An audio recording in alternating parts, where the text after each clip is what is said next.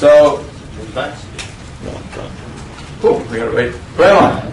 My name is Nick Callan. I am coming from Sweden, which is not too far away. Anybody else from Sweden? Did I miss anyone? Denmark. Denmark? Yeah, I got lots of Danes here. That's Miss Pasco, you bring her here. I am a Microsoft's MVP. That doesn't mean too much, but that's a word I got. Primarily, I work as a consultant. I've done lots of internal IT. Usually, I'm mostly involved in deployment projects, obviously using AppV because that's what this session is about. Either I'm stuck in a very long-running project, or I'm doing troubleshooting. I rarely do any architectural stuff. I don't do design. I'm not the guy who screws up. I'm the guy who fixes it after. From that perspective, I might come off as a bit negative. But do mind that I solve the problems. I'm not looking at all the great features that are working. Hopefully, I will give you a taste of all the good stuff that is working. Also, I'll give you a little perception of what you can think about to actually succeed. Cool. Okay. So, AppV's been out since '99 in a version different or compared to what we have today. I believe Microsoft purchased it 2006. After that, we got a lot of traction, and a couple other vendors started showing up. And even more vendors have solutions out today. The biggest competitors or partners are Citrix and VMware, obviously. How many is using any type of app virtualization today? We're talking AppV deployments, or are you doing something else? Citrix. Citrix? Citrix? That's not good, yeah. So yeah, okay, you're not going to like me. Oh yeah, I'm spinning my wheel. Cool. Sorry. Better stop using it. Yeah, to be honestly, Citrix has a good product. It's rock solid, I would say. I do like some things. And considering what Microsoft has been doing, Citrix did some things right, and Microsoft kind of adapted that. That's what I'm saying. ThinApp, I think they have a different perspective. They got some really nice features, specific features to resolve some specific problems. But as a whole, as an enterprise solution, not quite there yet. AppV, pretty mature. The problem is that my customers don't think so. So that's a lot of feedback I get from the AppV solution that feels like, it's not ready yet. And considering the fact that it's been out for about a couple of years, yeah, it should be right.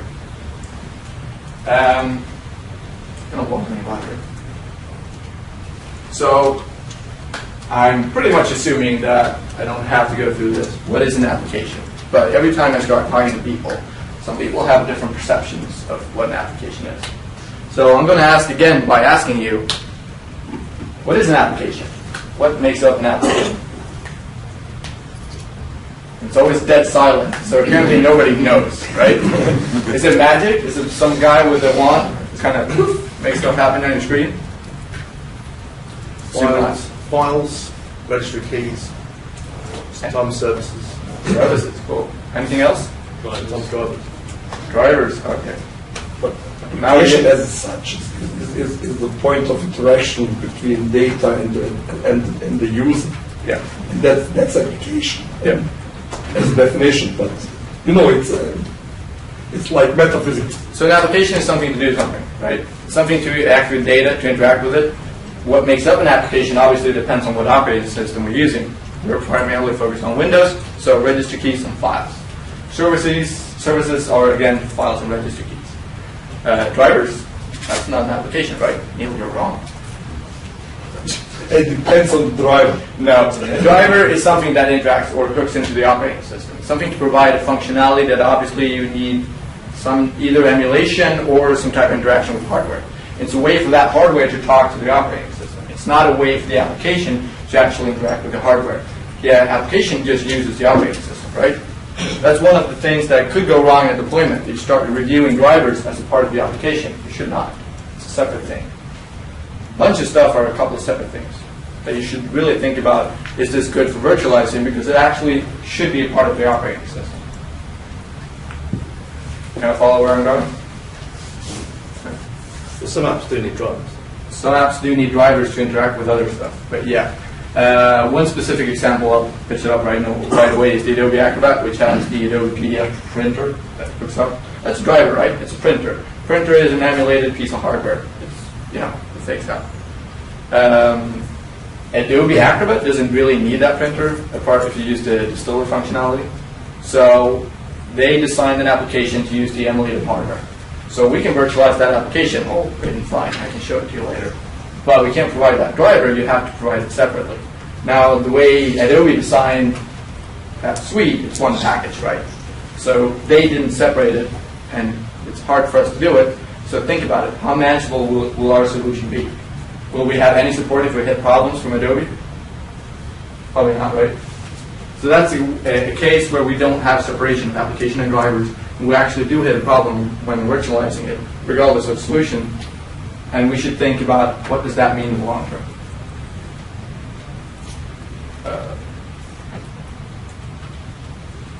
So what is application virtualization? I'm, again, assuming that pretty much everyone knows what it means, but I'll clarify it for you because I'm hoping that somebody will say something that's wrong.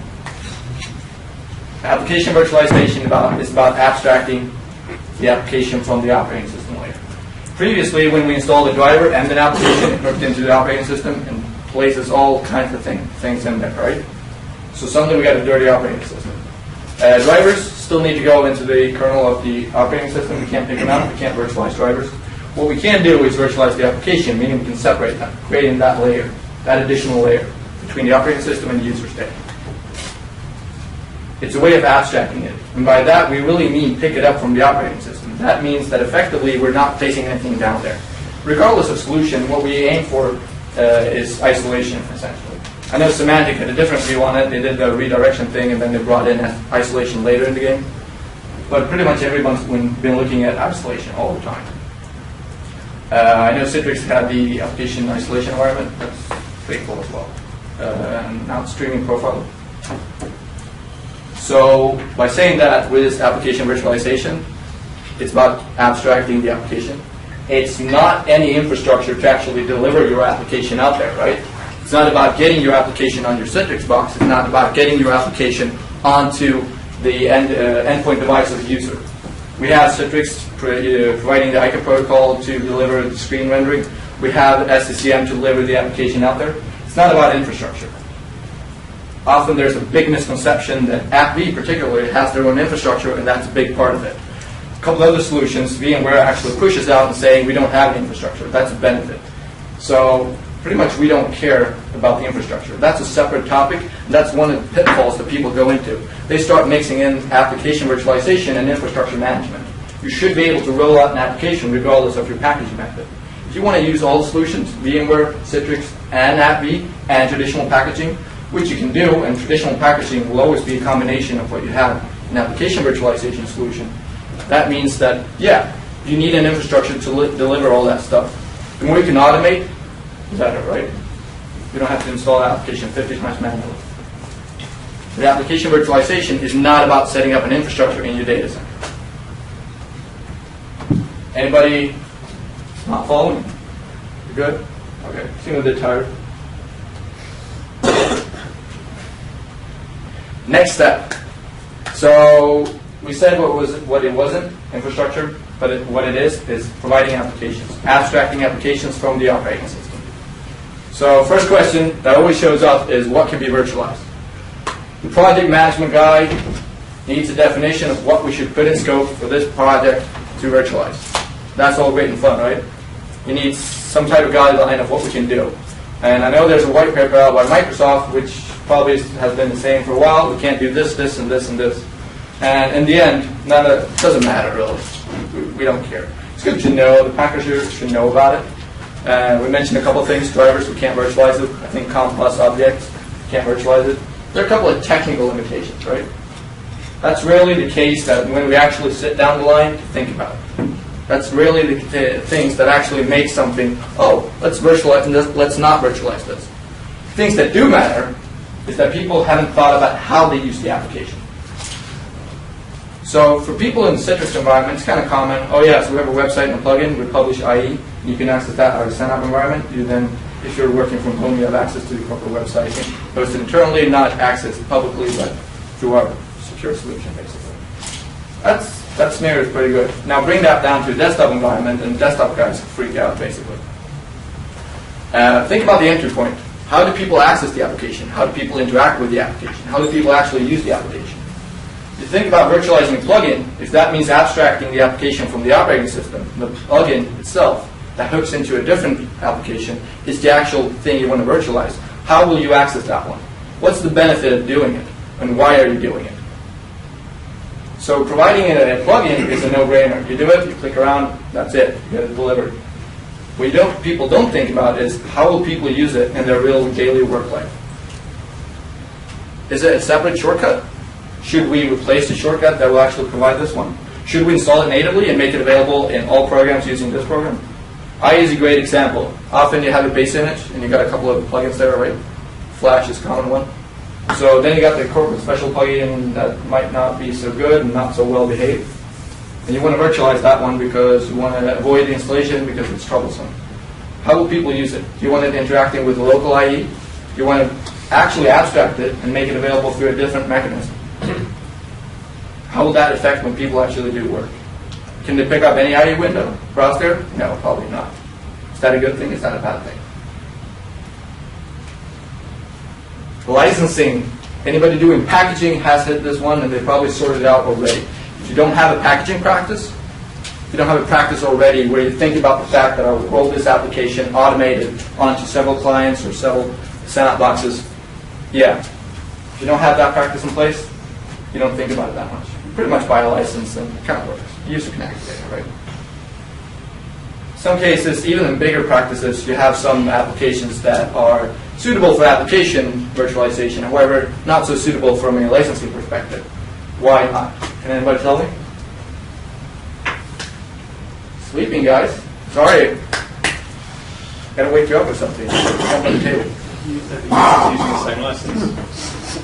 Everyone's using the same license. Maybe the license actually tattoos itself to the machine you were doing the packaging on. So regardless if you do traditional packaging, you will actually capture that tattoo. Like, oh yeah, this MAC address, I'm connected to this one. When you move it to a different box, not the same one.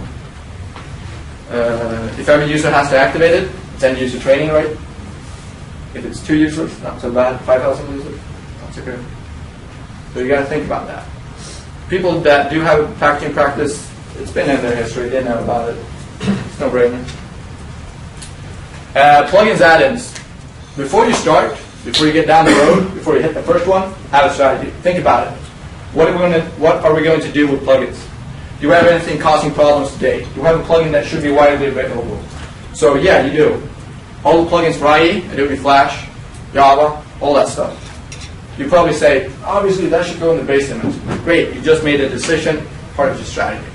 You should really think about it. You should really focus that all the rest of the stuff, all the stuff that perhaps not everyone should have, all the stuff that did cause problems, that you think about the way this is how we provide it. Sign-up people have a lot more experience in dealing with this compared to people just doing traditional desktop support. So once you provide a desktop experience, you kind of think, well, I install it, and then the user can do whatever they like. They interact with the application in whatever way they feel is good. When abstracting an application, you do have to take in consideration how the end user will interact with it. And you do need to set some really good guidelines before you get started. Otherwise, you'll make up new routes as you go along. That will, in the end, make the user more confusing. I got Word now. I have that plugin. I started here. I got this plugin. So I double-click that document. I don't have it. Wait, what happened? What is this? Don't I have it? Do I have it? Don't I have it?